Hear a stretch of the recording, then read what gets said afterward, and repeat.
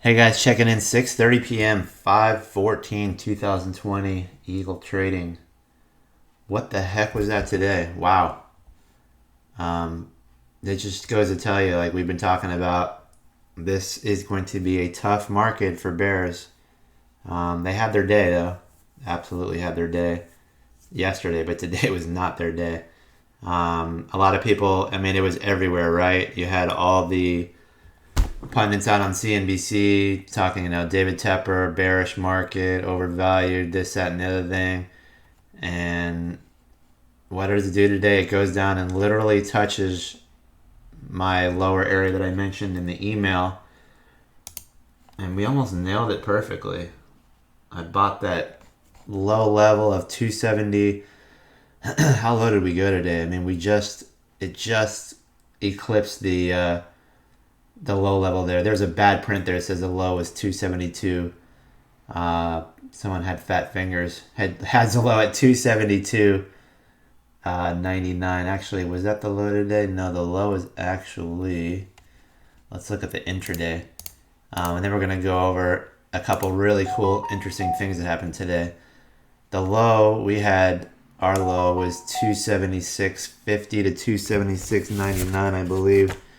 And the low today was, I don't know, 276.35, something like that. You get the idea, though. Beautifully nailing our Fibonacci. Our Fibonacci is a little bit different than what your traditional technical analysis guys are drawing.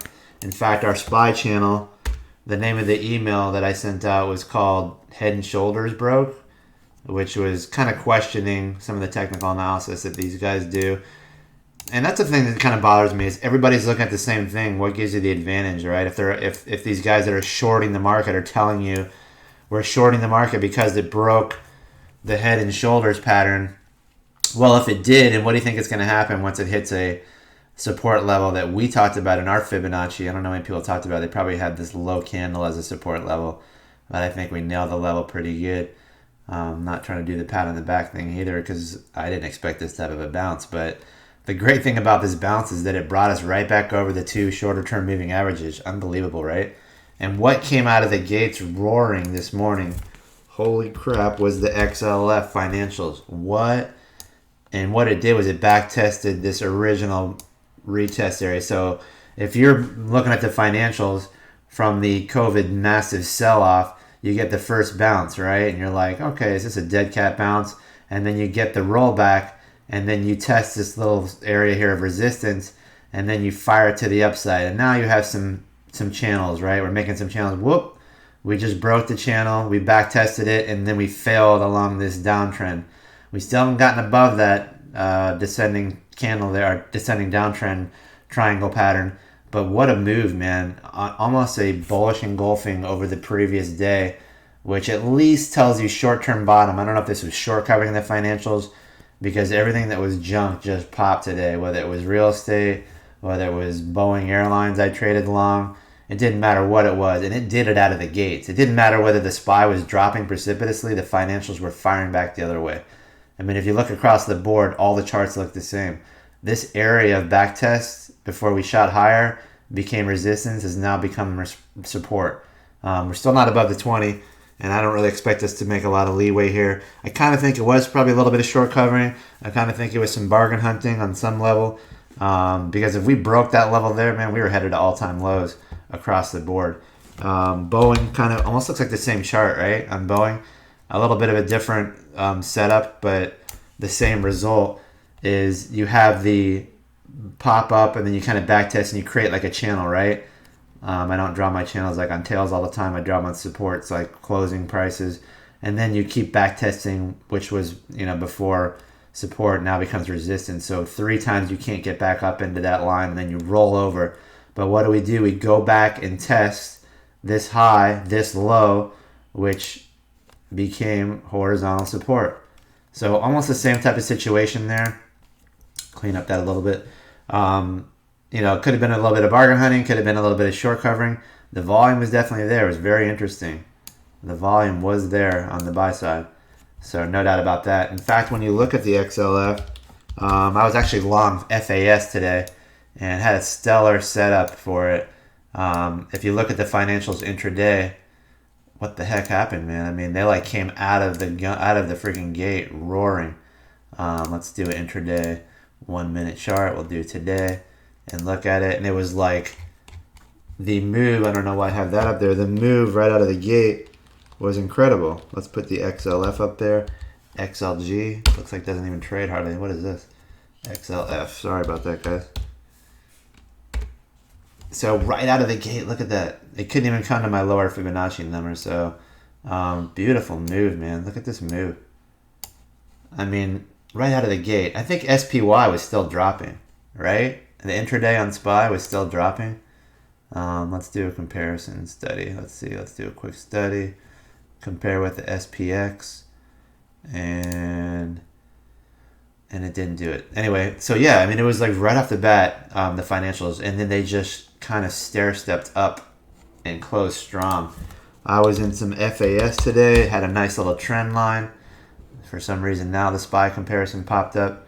But yes, very strong today on the financials. Right out of the gate. Here was the FAS chart, which is 3 times leverage long financials. There's always money rotating around, right? There's always, like Kramer says, there's always a bull market. But no doubt today the financials were the play of the day. And it was kind of moving along this line nicely. I did get stopped out once it made this little quick dip there and kind of screwed me over. But hopefully you guys watched the video, because what did I play right out of the gate? Our good old boy shop. SHOP. It is the money-making machine. And hopefully you learned from the video that I just did, because as few shares as I traded in this today, it was a monster trade. So let's pull up the, let's add the intraday, and we will put up the VWAP. So it did just like it always does, textbook, right? Market creators in the morning. We're looking for our support level that I emailed out, which nailed pretty nicely on SPY. But what are we looking for right off the bat? Shape change, right? We start to get shape change in here. And then what are we looking for down here? We're looking for some divergence, lower pricing. But what do we get? We get some divergence in the RSI. A little bit of bullish, right? A little higher high there, a little lower low there. And I'm like, all right, it's ready to go. And you get the shape change. You get the pull away from the yellow line on the VWAP. You start to pull away, and then next thing you know, you're moving up. And then, man, we hit the top line. And I'm thinking there's no way we can hit the top of the VWAP line with this market the way it is. So I sold out a little bit. Then we came back down. We never broke this low support. I just kept using the low candle as my stop, bought back in again. And now here's where they suck in, the bears. They sit there under the VWAP and kind of suck y'all in, and they fire back up to the upside. You get a MACD cross, and you run it up to the top, and then you get out. I didn't keep any into the close. Who knows, we're going to open up tomorrow. I'm in day trading mode now only, guys. I'm in pretty much cash. You got way overbought there. So we were on Twitch talking today. Here's the MACD cross too. If you didn't catch that, I mean, we just talked about this textbook right here. And then as long as you don't back test or go lower than the prior low candle, you're good to go. Hopefully people made money on Shop today, because it doesn't take much, man. You get 30 shares in here, and you're in at 736, and you're getting out 20 points higher, 15 points, man. You're making $400, $500, $600. You make $300-$400 a day on a little account like I got. It shows up. So APT today, we were talking about on Twitch. The newsfeed came out right here, and it was like Alpha Pro Tech, and these guys. I'm trying to sell a little bit. I'm in too heavy. But these guys do protection. So, yeah, it is a theme stock, but does this theme last? I mean, does this protective equipment last? It seems like it's gonna. So I don't want to loop this in with the one and done, pump and dump, just another theme stock with COVID, because I think this one does last. I think this one has legs. And let's load the daily. And I'll tell you what I like about this chart. And we talked about it literally while I was firing off. They came out with a little pre-earnings, talked about their sales, crushing the numbers. And this looks like it could actually go a little higher. It's a little weak in after hours. It kind of hit one of my price points that I was looking for. Let's load the study on the daily and take a look at why I think this could actually still have legs.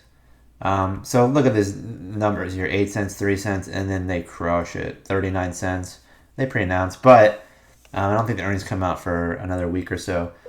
But that pre-announcement, the volume was massive today. Look at the volume bar there. And this thing was running intraday. It was beautiful. Just kept moving my stop up. It was a monster move. But you can see this chart here. Here's the thing I like about this chart. Ready?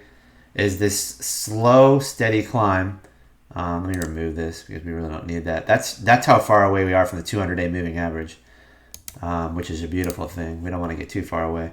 But it's been holding the shorter term moving average. I've been using a 45 ever since it kind of broke down with the market falling back. It kind of broke out of this little wedge triangle to the downside. But once it regained that level, man, it has been holding nice and steady. And this long line here creates energy, right? So you get the pop. I get it. It's probably a little bit of a, theme play there, and the day traders get out. But it never broke. It kept working along my 45-day moving average. The shorter moving average kind of in and out. But look, it's never broken that on a close. So, and here's what I like about this. You ready? Look at that MACD, man. That MACD is on the bottom end there, and it just crossed over, and this has room for expansion. That could be a monster. This could have legs, man. I know a lot of people have made money, probably, maybe selling a little bit in after hours. Not a ton of follow through. And I'm not saying this could gap up tomorrow morning, or, it may. It may. But I think you can probably see where there's some stranded traders that already got out of this. You're looking at the top of this candle is 1710. I think the high today was around 17. I get it. We're going to have a little bit of overhead supply there.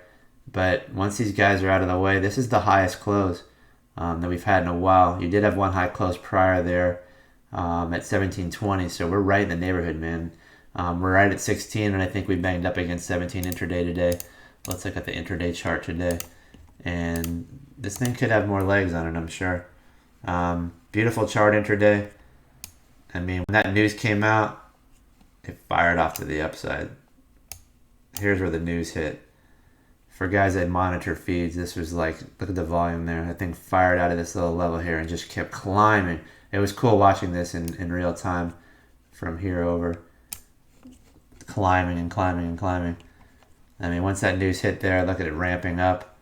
And then it popped again off this little wedge. That's where I bought in at. And then it just kept climbing into the close. They did hit a high 17, so we know that 17 area is going to be a lot of overhead supply. It might take us a few days to bang out of that. GBTC, interesting day today, man. I went in heavy on this and I got stopped. I do still own some shares of GBTC. Wow, actually not a bad move today. I'm just kind of looking at the after hours. It was kind of choppy though. I love how it's attacking on the daily, on the 1 year. I love how it's attacking that old high that we just saw, right? So it's attacked it for a second time here.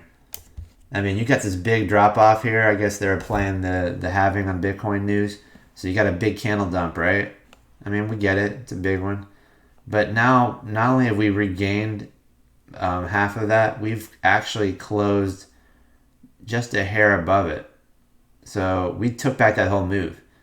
Did we take it back too quickly? Probably. For 3 days coming into a double top, basically, we could call it. Let's not split hairs. So maybe we need to back and fill a little bit. We could even back and fill in the low 11s without freaking out here. It's 77 by 90 in after hours. But I don't know that this resistance is going to hold. We might go back up here and retouch some of the 13, 14 area and then even break through. You never know. GBTC, it was moving good when the market was was selling off. Like I said, we're looking for stuff that's kind of immune from the market, right? Marina I shorted today, made a nice trade intraday. I call it Marina, but it's Moderna. I think it just got stretched out of the channel. And I was kind of picking on biotechs today, but close is pretty strong. Close up the top of the channel. But the intraday today looked a little sketchy. That's why I shorted it intraday today. When I see something pop like that and then trade that far off and then kind of do this little weak bounce, it's kind of like big move and then the bounce was like, and then the bounce is, and it's just kind of losing energy, right? This here, then this here, then this here. You kind of get it, right? It's just these little like fades. So I was kind of shorting the strength on that. I put one last short in towards the end of the day, thinking that maybe it would roll back over. I actually caught pretty close to the low here, and I was in heavy on this one. I just kept moving the stop, but this thing gets whippy and people love it. So I'm fighting. I'm going against the grain here for sure. Let's look at what else we could look at here. SIF. Wow, I'm glad I didn't short that today, but I'll be looking at it tomorrow. SIF had a nice move. That looked like short covering into the close. I'm interested in shorting this if it gets back up in the 465 area. I don't think this thing has legs to the upside. I actually bought a little SQQQ at the close. Not like I'm just picking on the Qs because they've been super strong, but I need some hedges since I'm going in long, and it's also hitting one of my Fibonacci retracement areas. I don't know that it's going to be able to get back above the 222 area and hold it, especially after we're going to see a little bit of rotation possibly here. I'm not saying we are, but I'm saying it is possible that we see some rotation here, and maybe the Qs aren't so super strong. And they look a little bit vulnerable here. Although Microsoft, I was saying, that's your general. You got to watch Microsoft if it closes below the low for the day. And it did start to break. That's when I actually bought QQQ intraday. It started to break the low of yesterday, which was what, 165, 170 what, 176.20 was it? And man, when they started to break yesterday's low on Microsoft, the Qs started to come undone. But man, it regrouped. It pulled itself up by the bootstraps and got back above the low area, which was looking vulnerable, breaking that. And the volume picked up when it broke it too. The volume definitely picked up when it started to break down there, and then it was like energy sucked it back, and then it was like the market's like moving to the upside, and they figured, hey, let's go along with the market move. I don't know how much more you're gonna get out of these Microsofts. Longer term, I love it, but man, we just started to break that channel there, right? And then it was like whoop, right back up. I mean, if we broke in the downtrend line, we got to look on the hourly. And I'm not going to get into details here. We're looking at hourly on the SPY too to see what's up with this move. I don't think it's got legs, but man, it just tells you these guys are out there talking shit, excuse my French, about the market. I'm not saying the market's not going lower. In fact, I'm looking for the third and fourth quarter earnings to be nasty, plus the geopolitical BS that's going on. I don't expect great things towards the end of the year, but this move here ripped a lot of shorts' faces off for sure. Let's see what kind of follow through we get through tomorrow. This is a great market, man, for fun here. So here's the SPY chart we'll finish up with. And everybody, like I had my momentum line too. It definitely broke my momentum line. We can almost use that as an area too of reference for, can this get back in the momentum line there? I would tend to think not, but with this market, who the hell knows? I said the liquidity's out there. They're just going to keep moving money around rather than going out. Eventually, it will come out, and we'll start to see bigger moves to the downside in the market. But for now, this is the head and shoulder pattern everybody had breaking yesterday. But I thought the market was kind of moving in more of a sideways fashion. And I kind of was saying, is it possible that, we're looking something like this? How did we draw our channel? I believe we drew it somewhere along, let me get that out of there. I believe we drew it somewhere along that line. That's possible that it was that line. We definitely, I think I drew it on top of this area here and went something like that. And then I think we did our channel up on the chop. I have to look and see my notes. But in any case, the bottom line, the reason I took that one candle out of there when I did my drawing was because this was not a continuation move. So a lot of guys that are drawing along that candle is only important if you're drawing on momentum line, which we literally bumped up against, right? If this candle here, which I do believe these are important candles, I do believe that is an important candle, we can use the tail of that for traditional technical analysis, and we just back tested that, right? So if we can't get back above that and close tomorrow, you're going to need to see a close above the high of this candle here, 287.19, and stay above there for 4 days, right? 1 or 2 days, just like we saw on the top end on the Qs, doesn't make a big deal, right? Show me time over certain areas. Damn, I've been talking for 19 minutes. You guys are going to be dying here. But I think my lines were more across the way like this. And I believe I might have used, I have to look and see my notes. It took me a while to kind of figure out the lines that I wanted to use and how important they were and why they were important. But I definitely took this candle out of the equation and probably ran it something more like this. where we closed right on the line. And if we change the color on that, you can see the properties. And I will close with this, guys. I don't want to drive you guys nuts here with this long drawn out crap.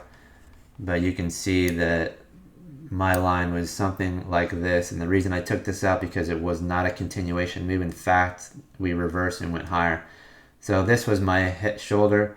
This was the head, and this was the other shoulder. And we closed right on that line yesterday, if I remember correctly, to replicate this chart.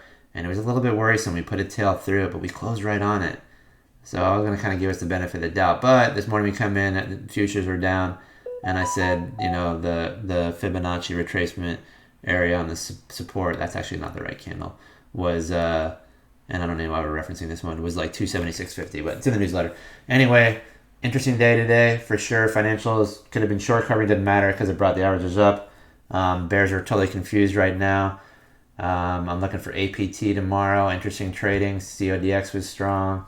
I'll go over some other stuff later on. We had a couple picks that kind of came out from the dead. Oh my god, I'm dragging this on too long. One of them that I did buy today, we had the low at 22.85 support, and that was, where are my notes? People are emailing me. That was, I think it was, what was the name of the stock? Because I still own it. And it looked interesting. MDLA. So we had support at 22.85.